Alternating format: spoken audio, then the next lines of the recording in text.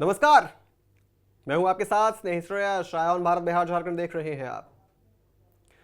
सुनने में ये आ रहा है, जैसा लोग कह रहे हैं और सोशल मीडिया पर चल रहा है, अखबारों टीवी हर जगह पे ये खबर आ रही है, फ्रीबीज की एंट्री बिहार में हो चुकी है। लेकिन इस बार दूसरे रास्ते से एंट्री करवाने वाले हैं नीतीश कुमार। 100 यूनिट फ्री बिजली बिहार के हर घर में मिलने वाली है, ये संभावनाएं जताई जा रही हैं। कहा तो यह भी जा रहा है कि भाई बस ठप्पा लगने की देरी है, निर्णय लिया जा चुका है। लेकिन इसके पीछे की सच्चाई कितनी है? क्या सच में बिहार वासियों की जेब पर थोड़ी सी बचत होगी? क्या बिहार वासियों को थोड़ी सी राहत मिलेगी? बिजली उपभोक्ता जितने हैं, बिजली चोरी की खबरें तो हमने बिहार में बहुत सुनी है, ऐसी खबर शायद पहली बार आई है।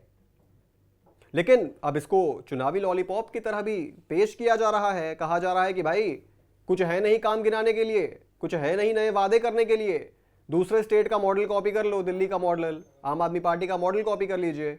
यही कर रहे हैं नीतीश बाबू। चलिए जानते हैं इस पर क्या है पूरी सच्चाई।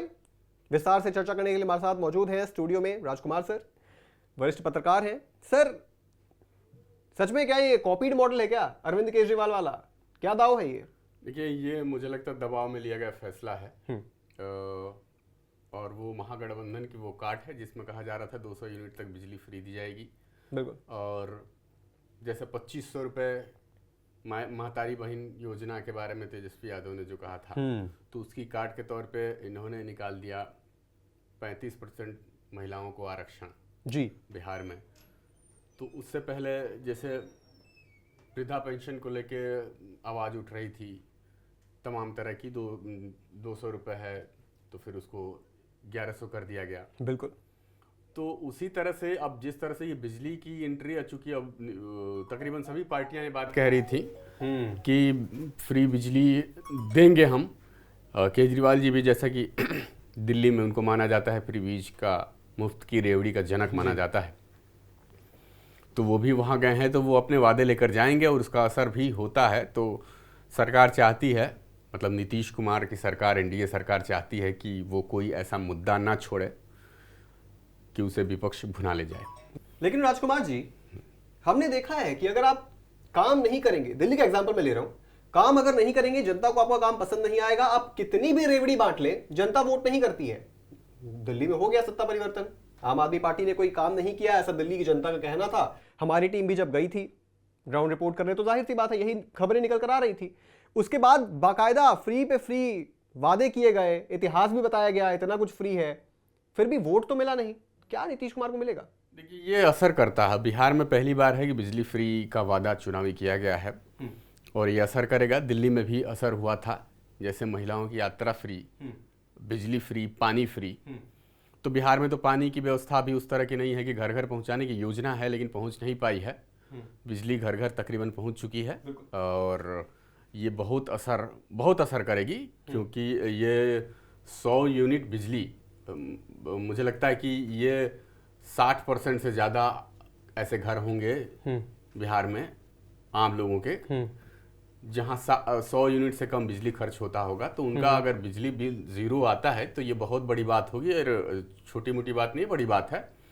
और ये वही है, एक तरह से महागठबंधन की काट है। और ये 3 मुद्दे जो नीतीश कुमार, वैसे भी कहे जाते हैं कि भाई बहुत महारथी आदमी हैं और वो तो राजनीति में 5 दशक देख चुके हैं जी, 20 साल मुख्यमंत्री रह चुके हैं, तो उन्हें सारे दांव पेच मालूम है, किसकी काट कैसे रखनी है, वो सब उनको पता है। तो उसी तरह से ये बिजली का जो दाव खेला है, ये बहुत ज़बरदस्त तरीके से ये कहा जा रहा है कि इसके लिए फंड भी एलोकेशन हो गया है और कैबिनेट की मंजूरी है। तो अब चुनावी मौसम है तो कैबिनेट मंजूरी औपचारिकता रह जाती है, कोई इसका विरोध नहीं करेगा। तो ये चुनाव से ठीक पहले लागू हो जाए तो कोई बड़ी बात नहीं होगी, और ये अगर लागू होती है तो ये बड़ा कारगर साबित होगी। जैसे महिला आरक्षण 35% इन्होंने कर दिया, तो उससे जो है एक पलायन के मुद्दे पे जो घेर रही थी विपक्षी पार्टियां, उसकी काट निकाल ली उन्होंने। और इसी 35% महिला आरक्षण के बूते उन्होंने जो डोमिसाइल नीति लागू करने की बात जो विपक्ष कह रहा था, बिल्कुल, हालांकि जो संभव नहीं है, पहले भी हम लोगों ने कहा है, कि ये संभव नहीं लगता है कि डोमिसाइल मतलब सारी की सारी नौकरियां बिहार में बिहार के लोगों को मिले जी। ये संभव ही नहीं है। तो उसकी भी काट जो है इन्होंने निकाल ली इस 35% महिला आरक्षण के तरीके से। और ये कुछ ऐसा ही किया था जैसे बच्चियों को जब पहले स्कूल जाने के लिए जो साइकिल दी जाती थी, तो ये योजना भी बहुत कारगर रही थी जी। तो ये यूनिक तरीके से निकालते हैं। हालांकि फ्री बिजली वाला मामला तो कई प्रदेशों में है, ये बिहार थोड़ा सा देर से पहुंचा है, लेकिन ये असरदार होगा। और इस बात को केजरीवाल भी पूरी तरह भुनाएंगे, जो कह चुके हैं कि पूरे प्रदेश में अकेले चुनाव लड़ेंगे। तो उन्होंने भी तैयारी कर ली है। हालांकि उनकी तैयारी और उनके कैडर, उनके कार्यकर्ता, उनके नेता कितने हैं, कहाँ हैं, कितना मजबूत हैं, ये तो खैर बात की बात है। तो लेकिन वो जो बोलेंगे ये चीज़ें तो सबको पता चल गया है कि फ्रीबीज का जो ट्रम्प कार्ड है वो केजरीवाल ने इस्तेमाल किया था। बाकी पार्टियां भी इसका इस्तेमाल करके छत्तीसगढ़, मध्य प्रदेश, महाराष्ट्र, हरियाणा, दिल्ली, हर जगह सरकार बनाई गई है। तो ये चीज़ बिहार में भी कारगर होगी, इसमें कोई शक नहीं है। और ये मास्टर स्ट्रोक है नीतीश कुमार का। इसमें पूरी संभावना है कि चुनाव से पहले ये लागू कर दिया जाएगा कि 100 यूनिट बिजली जो है फ्री दी जाएगी आम उपभोक्ताओं को। चलिए मान लिया, मतलब कारगर भी होगा, मुफ्त बिजली मिलेगी, मास्टर स्ट्रोक है, लेकिन बिहार इतना लोड लेने के लिए सक्षम है क्या? मतलब दिल्ली चलिए बहुत संपन्न एक टेरिटरी थी, लेकिन बिहार उतना संपन्न नहीं है, ना रिसोर्सेज के मामले में, ना आर्थिक मामले में। उनको तो विशेष राज्य का दर्जा की बात करते हैं। तो 100 यूनिट हर परिवार को देने के लिए सच में ये चुनावी जुमला ही है कि देने के लिए ये कारगर, मतलब काबिल है देने के लिए? देखिए, देने को दिया जा सकता है, इसका भार बिजली कंपनियों और सरकार पे होगा। कर्ज लेंगे, इंटरेस्ट देंगे, ये सब चीज़ें तो हर प्रदेश में तकरीबन ये चलता ही रहता है। और कई सरकारें भी बोली हैं, कोर्ट ने भी इस पे बोला है।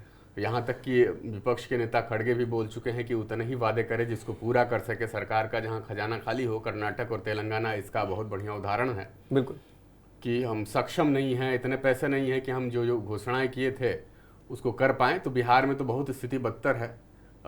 इंफ्रास्ट्रक्चर तो आप कह सकते हैं, लेकिन इन्वेस्टमेंट नाम की चीज़ नहीं है जी। तो आपके पास अगर आमदनी नहीं है, इन्वेस्टमेंट नहीं है, तो अब खर्च कहाँ से करेंगे? कर्ज ही लेना पड़ेगा।